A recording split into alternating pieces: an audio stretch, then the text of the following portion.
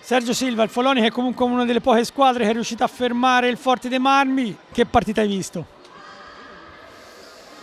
Una gran partita da parte dei miei ragazzi. Poi magari si poteva anche perdere perché loro hanno avuto anche qualche occasione buona, ma si poteva anche vincere.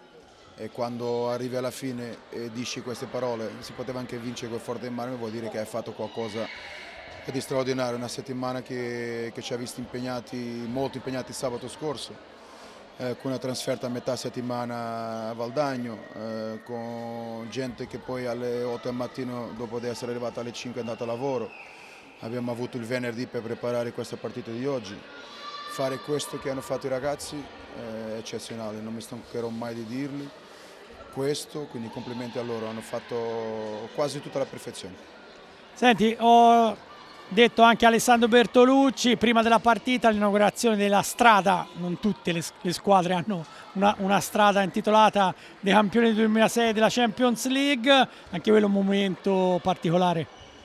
Sì, bello, a dire la verità ero già concentrato in quello che bisognava fare adesso, però sicuramente è una cosa bella.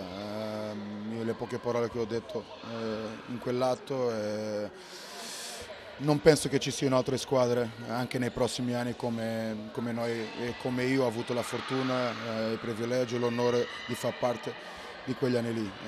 Quello che si è fatto e quello che si è vinto e come si è vinto è sintomo di una squadra che era fantastica. Non penso che ci siano possibilità di avere un'altra squadra così in Italia.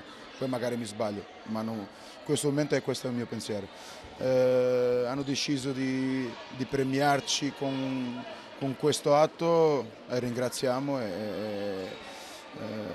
e siamo contenti perché è segno che abbiamo fatto veramente qualcosa di straordinario.